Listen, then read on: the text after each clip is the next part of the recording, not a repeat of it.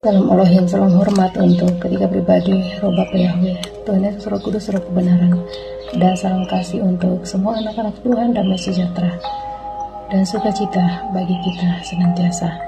Firman Tuhan diambil dari Lukas 21 ayatnya yang ke-5 dan 6. Bait Allah akan diruntuhkan. Ketika beberapa orang berbicara tentang bait Allah dan mengagumi bangunan itu yang dihiasi dengan batu yang indah-indah dengan berbagai-bagai barang persembahan, berkatalah Yesus, "Apa yang kamu lihat di situ akan datang harinya di mana tidak ada satu batu pun akan dibiarkan terletak di atas batu yang lain. Semuanya akan diruntuhkan." Ini adalah Tuhan Yesus sedang berbicara tentang bait Allah akan diruntuhkan. Siapakah bait Allah itu? Bait Allah itu adalah diri kita sendiri, karena Tuhan berkata tubuhmu adalah bait Allah. Dan di sini Tuhan Yesus sedang berbicara kepada orang-orang yang sedang mengagumi keindahan, kemewahan bait Allah pada masa itu dengan segala ornamen-ornamen yang ada di dalamnya. Kemegahan-kemegahan itu sangat dikagumi, sehingga Tuhan berkata bahwa semuanya itu akan diruntuhkan. Tuhan sedang berbicara tentang bait Allah manusia, dan dia pernah berkata bahwa aku akan meruntuhkannya dan membangunnya dalam 3 hari, sehingga bangsa Israel berkata, sedangkan nenek moyang kami membangunnya selama bertahun-tahun, berabad-abad, dan engkau membangunnya hanya dalam 3 hari. Di sini Tuhan Yesus sedang berbicara tentang pola-pola, dasar-dasar yang dibangun di atas kebenaran manusia itu akan diruntuhkan. Yang itu yang sedang terjadi, sudah berlangsung selama berabad-abad, karena dikatakan di dalam firman Tuhan, sejak tampilnya Yohanes, firman itu diserong, dan orang yang menyerongnya berusaha untuk menguasainya. Dan dikatakan di dalam Roma 9 ayatnya yang ke-31, tetapi bahwa Israel sungguh pun mengejar hukum yang akan mendatangkan kebenaran, tidaklah mencapai kepada hukum itu. Mengapa tidak? Karena Israel mengejarnya bukan karena iman, tetapi karena perbuatan. Mereka tersandung pada batu sandungan, seperti ada tertulis, sesungguhnya aku meletakkan di Sion sebuah batu sentuhan dan sebuah batu sandungan, dan siapa yang percaya kepadanya tidak akan dipermalukan.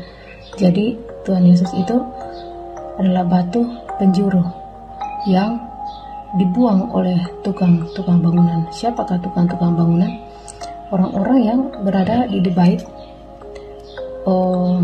suci, mereka yang belajar kitab suci turun-temurun dari nenek moyang mereka, sehingga ketika paradigma mereka, ketika Tuhan Yesus datang untuk membawa kebenaran yang sejati, yaitu batu penjuru itu sendiri, dia ditolak dan dibuang oleh tukang-tukang bangunan itu, sehingga mereka meletakkan kebenaran, menyusun batu-batu itu berdasarkan kebenaran mereka sendiri.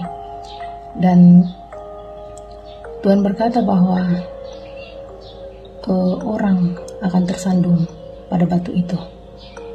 Batu penjuru itu menjadi batu sandungan, dan siapa yang percaya kepadanya tidak akan dipermalukan, tetapi siapa yang ditimpa batu itu akan remuk dan dihancurkan. Jadi apa yang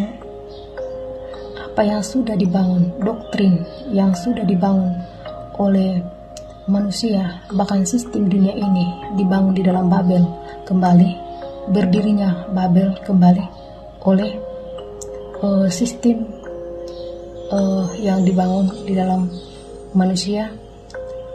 Itu dikatakan di dalam kitab Daniel 2 ayatnya yang ke-33, di mana Nebukadnezar memiliki mimpi, dan kepada Daniel lah Tuhan memberikan pengertian tentang mimpi itu. Di sini dikatakan, ya Raja Tuanku melihat suatu penglihatan, ini sebuah patung yang amat besar. Patung itu tinggi berkilau-kilauan luar biasa, tegak di hadapan Tuanku dan tampak mendahsyatkan. Adapun patung itu kepalanya dari emas tua, dada dan lengannya dari perak, perut dan pinggangnya dari tembaga, sedang pahanya dari besi, dan kakinya sebagian dari besi, sebagian lagi dari tanah liat. Sementara Tuanku melihatnya, terungkit lepas sebuah batu tanpa perbuatan tangan manusia, lalu menimpa patung itu. Jadi ada batu terungkit lepas menimpa patung itu, sehingga patung itu menjadi remuk, tumbang.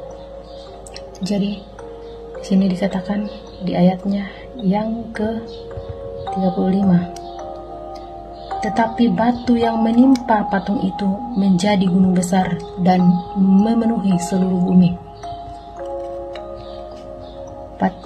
Patung itu menjadi runtuh. Sistem yang dibangun dunia, patung, lambang kepintaran, lambang keagungan manusia, yang dimana dikatakan patung itu berkilau-kilauan luar biasa, sangat mendahsyatkan, sangat dikagumi di muka bumi. Patung itu kepintaran, teknologi yang semakin bertambah-tambah, sangat dikagumi manusia. Tetapi batu, yaitu batu penjuru Tuhan, datang menghancurkan segala sistem yang dibangun oleh peradaban yang bukan dibangun atas kebenaran Allah. Makanya Tuhan datang di tengah-tengah dunia saat seperti keadaan Sodom dan Gomora, saat keadaan seperti zaman Nuh, di mana berlaku segala penentangan terhadap hukum-hukum kebenaran Allah, di mana bahkan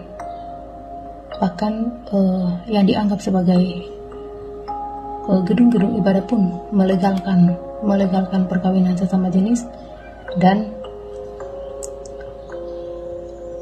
segala hal-hal yang melawan hukum-hukum Allah. Makanya dibilang Tuhan datang yang kedua kali menghancurkan segala sistem itu. Tuhan yang sudah ada di tengah-tengah dunia, di dalam Pak Aditya Nugrahanto, Bapak Yahweh dalam Pak Eman Lahagu, dan Roh Kudus Roh kebenaran di dalam Nabi Tuhan di akhir zaman, Bunda Fehamdani yang berseru-seru, yang selalu menyerukan seruan pertobatan, seperti Yohanes menyerukan, persiapkan jalan bagi Tuhan, luruskan jalan baginya. Dia adalah nabi di akhir zaman yang menyerukan suara pertobatan, supaya manusia bertobat sehingga bisa menangkap apa yang berasal dari dunia ilahi. Terpuji-pujilah Tuhan, sumber segala hikmat. Amin, amin, amin.